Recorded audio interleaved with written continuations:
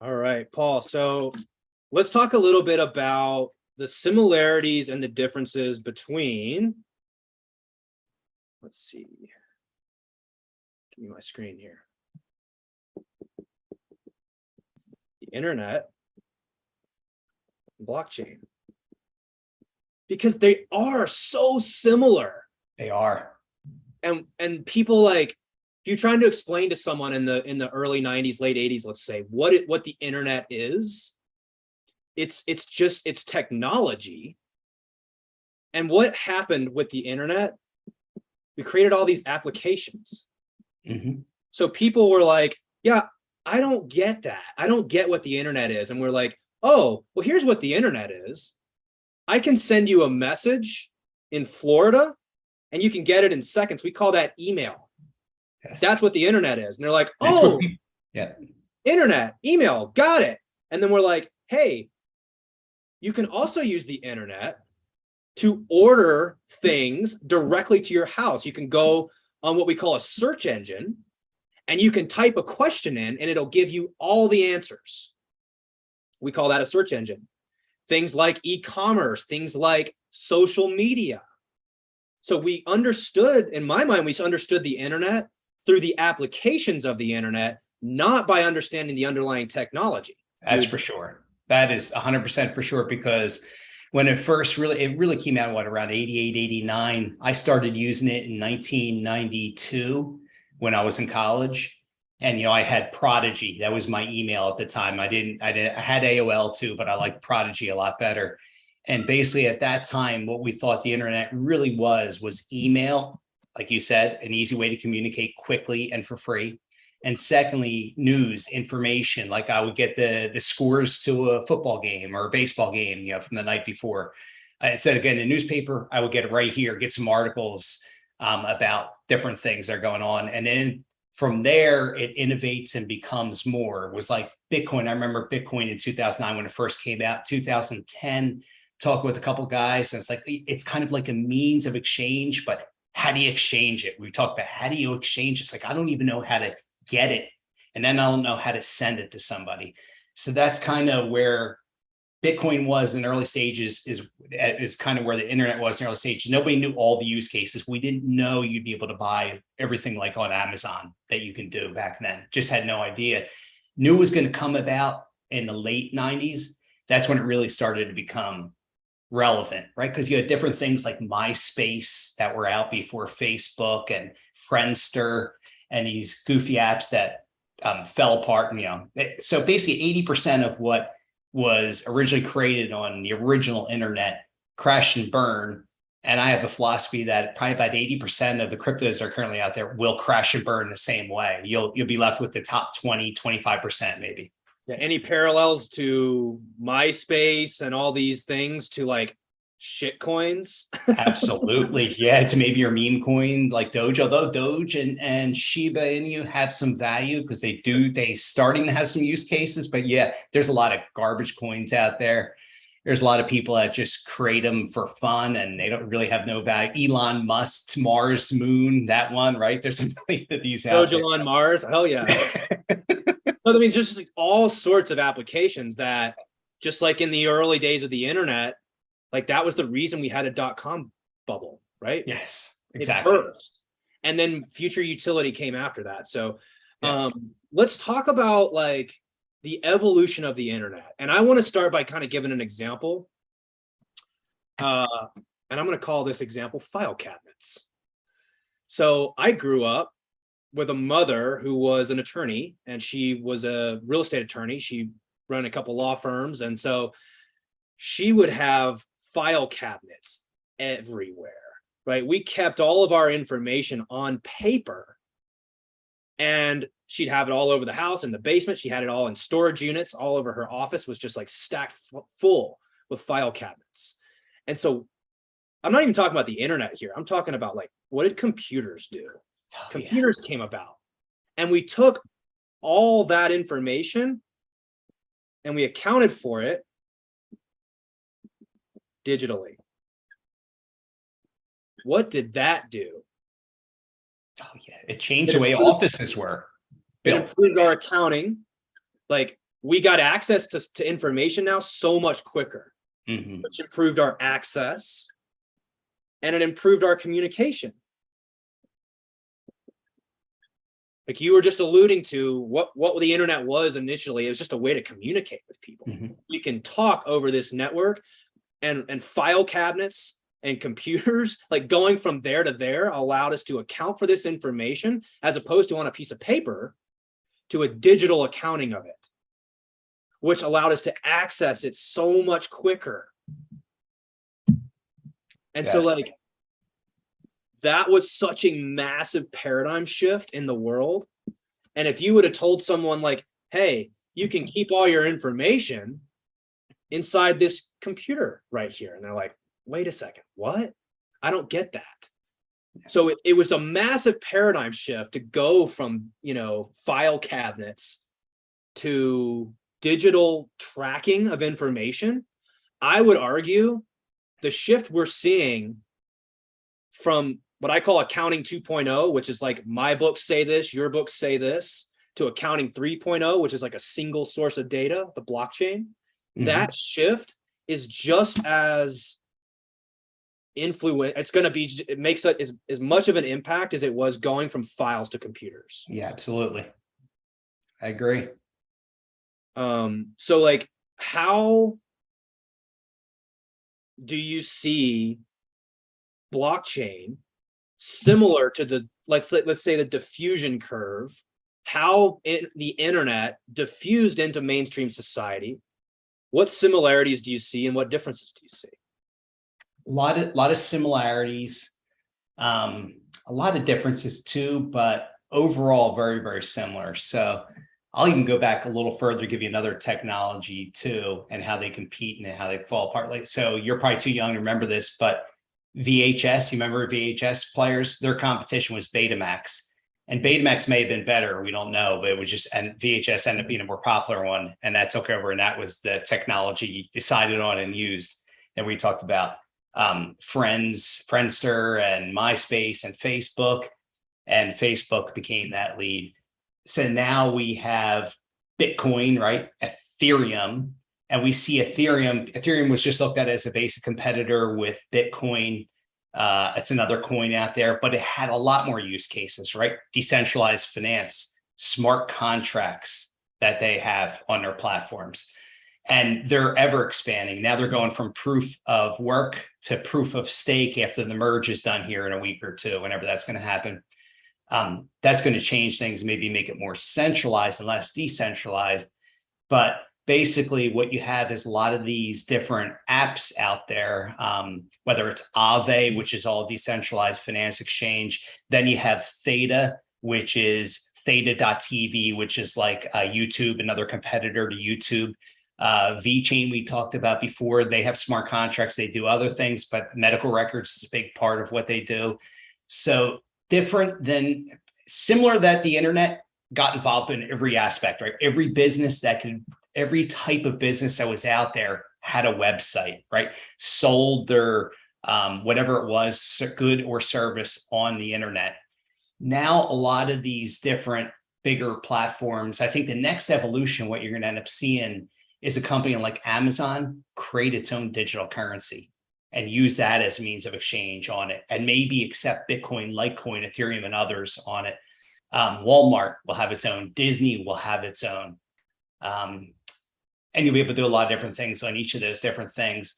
So the big guys are going to have their own, and small companies are going to be able to create them if they want to, right? But just like the internet, they're all going to be able to have their own currency or means of exchange if they like to, and they're going to be able to sell their products potentially and store their information on a blockchain.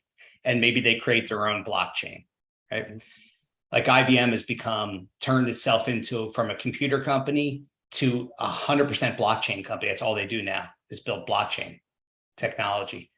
So very, very interesting how it's going to just continue to grow and grow and grow, and beyond things we're seeing now, right? The metaverse is another. I never foresaw the metaverse coming from Bitcoin.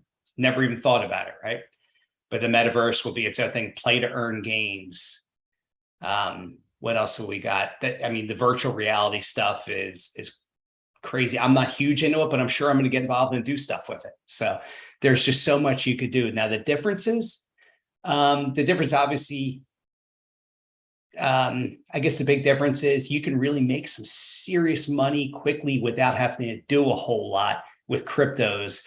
Whereas if on the internet, you had to launch an online business, have a product or service to sell, be able to make money. Here, you could just buy a meme coin, get lucky one week, and then turn in hundreds of thousands or millions of dollars, right? So that's where some of the differences lie. But I do think cryptos and blockchain are far bigger and better than the internet, the original internet. Of course, we have Web 3.0 coming, right? That's a whole other thing. Well, and we have an advantage, I should say blockchain has an advantage because we're already familiar with the internet, right? We're building off of that. Right. But I would like to share a little bit of, something with you here, and let me get your opinion on it. So I think of the internet. We just kind of talked about this a second ago. What the internet allowed us to do, and I use this word accounting, but I think of it as like paper to digital. To digital storage, yeah. Like that was how we accounted for information, was on paper. And then we accounted for it digitally. Mm-hmm.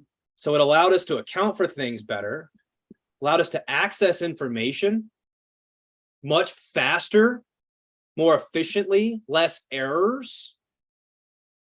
And then you said it a few times, communication. Mm-hmm. Blockchain, what does it do?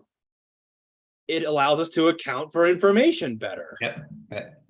But I say it's accounting 2.0 to 3.0, which is again another way of saying it's similar but different. We accounted for things on paper and then we went to digital. Mm-hmm. Here, the accounting is going from a double entry to a single entry. Yes. We account for it not by your books say this, my books say this. We account for it by all in one place, mm-hmm. which again gives us better estimates. Mm-hmm. And communication. Well, communication certainly, but here's where I think the key differentiator is. Verification, yes. This is communication. You can give false information online. Blockchain, you can't give false information if you've got like Bitcoin's blockchain, which is 70,000 computers on it, and they all have to agree on it. That's verifying it. Yep. Verification. This is, in my mind, the key difference. Mm-hmm. But you're right. It does allow us to communicate this information better. It's just, accurate.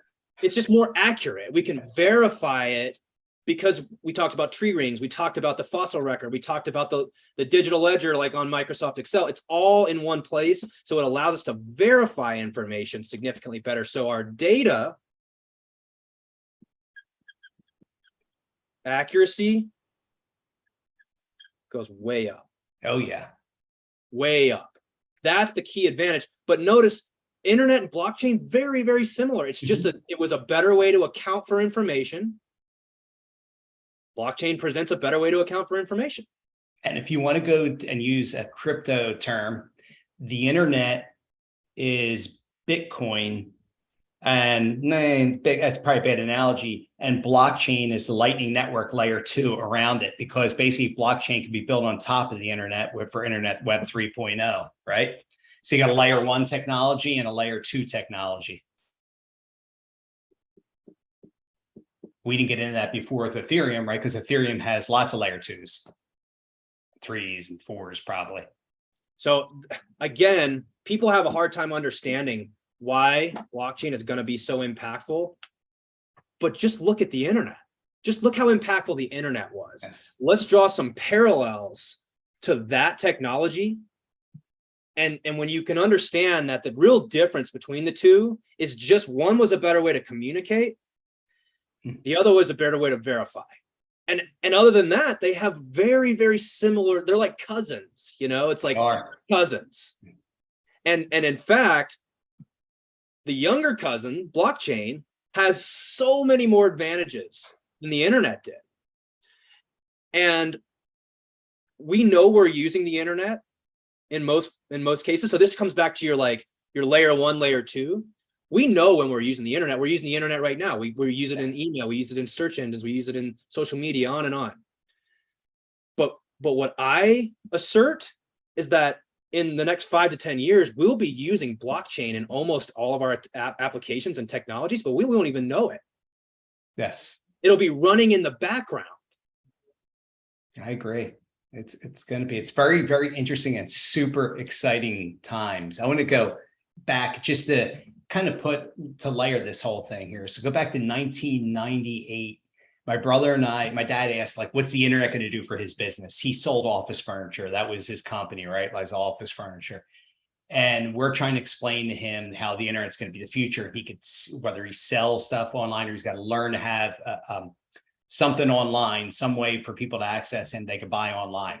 And he's like, I don't think it's going to have that use case. So again, you have a lot of people that thought this too, that you was going to have that use case. So we kind of drafted and wrote up a report from, we figure by around 2004, about 15% of people will be buying their stuff online. And that's based on what my brother and I's desire were, right? We were Gen X and we were into computers, starting to get into computers, not a big tech guy, but I understood enough. And we undershot that. It ended up being like 26% in 2004. And of course, it's well beyond that now. But a lot of people, like my dad, could not see that, couldn't see the forest through the trees right there. So same thing with blockchain. There's going to be use cases that we haven't even thought of yet, right? There are things that people are going to be able to utilize where you're going to blow your mind and you're going to be shocked. Oh, shoot, I wish I would have thought of that. So lots of different things. Tech is fun. It's so fun. Well, and so you're in the Whale Club and you're working on the white paper with me. And why are we doing this? Why are we taking so much time to document the applications that we know of? Because it's the applications that we use. It's not the technology. The applications are what turn it into information that closes the gap. The internet is like this. It's like, hey, I can send you a message in Florida and you can get it in seconds. That's the internet. We call that email. Mm-hmm. Oh, email, internet, got it. So we have to build as leaders in this space. We are so early. What's it going to take for this to diffuse? People like us creating real world utility. Yes. Showing people how to actually use it so that it's useful, not just theory, right? If we can't create useful things, utility, then what's the point of talking about it in the first place? Totally. I agree 100%. Awesome. It's exciting. What a pleasure, man. I love talking about this stuff. I appreciate you taking time with me. If you guys want to learn any more about what we're talking about here, go check out blockchainwhales.com. Paul and I and other folks in the club are going to have our first application out here within the next couple of months. It's going to be on real estate tokenization. Oh my God, that's a whole nother hour-long conversation. Yes, it is. 8-hour conversation we could have about that. But like, that is probably the most pressing application as I see it. Taking a real estate property, some sort of asset, and buying and selling it just like we would a stock, just like we would crypto. You can take that asset and tokenize it and then sell those tokens that can be bought and sold. So much like opportunity in that space. I can't understate that enough. What do you think? I agree. And if you think about it from a young guy or girl that just gets out of school and doesn't have a whole lot of money and would love to invest in real estate, it's a way to get in dollar cost averaging, right? Think about it. You could buy small portions of these properties the way some of them could be tokenized. So you don't have to buy the whole thing and pay $200,000 for a house. You might be able to pay $500 or $1,000 and have voting rights with the house. So very, very interesting. Super excited about that. For sure. Well, we'll cover that on the next call. So yes. Thanks, Paul. I appreciate your time.